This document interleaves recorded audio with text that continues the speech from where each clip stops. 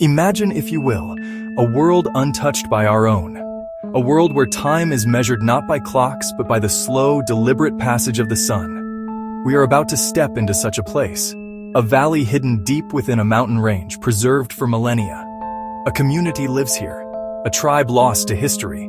We call them the Sunstone People. Smooth, warm stones they treasure.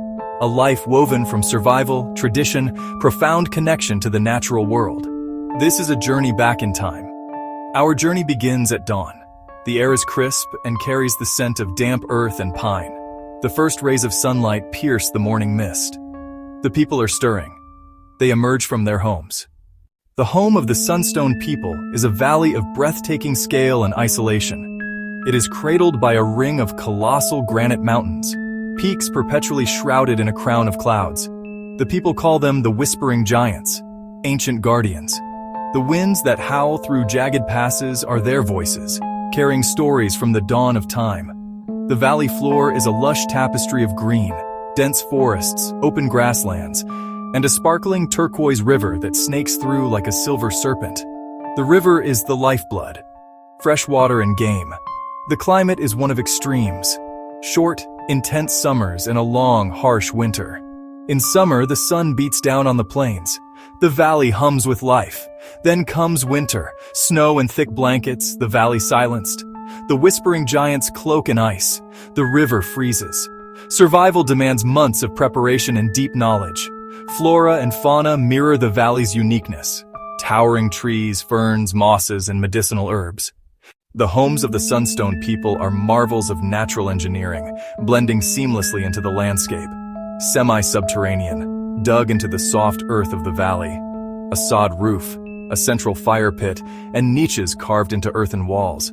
Thick branches, woven together, covered with sod and moss for excellent insulation. From afar, they vanish into grassy mounds, camouflage against elements and predators. Inside, simple yet functional. A riverstone hearth below, a smoke opening above that invites a noon sunbeam. Dried grasses and pelts soften the earthen floor. Cool walls hold niches for pottery, dried herbs and personal trinkets. A shelter and a sanctuary. Clothing comes entirely from the valley. Light plant fibers for warmth, layered hides for winter cold. Hides scraped, stretched, softened, stitched with bone needles and sinew. Feathers, polished stones, and earth pigments adorn practical, durable attire.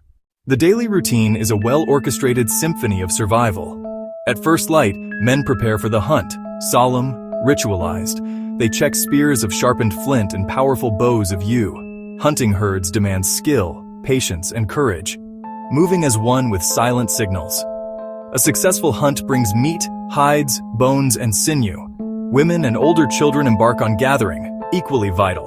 Across the valley and along the forest edges, they collect greens, dig starchy roots, and climb for nuts and fruits. Their knowledge is encyclopedic, food and medicine sorted with care. Midday is for making and mending. Flint blades, bows, bone needles, and hooks, processing harvest, tanning hides, and shaping clay from the riverbed. Children learn by watching and helping. At dusk, hunters return, relief spreads, and the bounty is shared. Evening gathers the community. Meals, stories, songs, before rest. Family is the bedrock of Sunstone society. Life centers on extended kin living together or side by side. Close-knit groups support survival at every turn. Children are raised by the whole community. Aunts, uncles, and grandparents share skills and wisdom. A child's birth is celebrated, the newborn presented to all.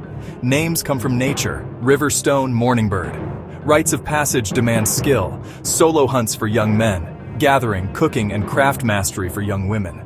Their beliefs are animistic, the mountains guardians, the river a living spirit, the animals spiritual equals.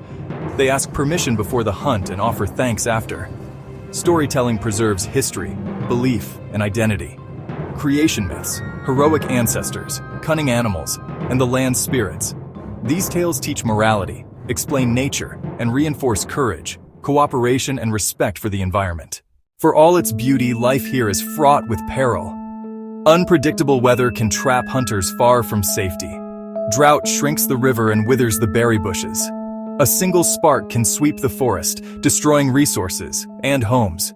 They read sky and wind, yet remain at nature's mercy. Formidable predators stalk the valley. Saber-toothed cats, silent and deadly, can fell the strongest. Wolf-like packs hunt with intelligence and numbers.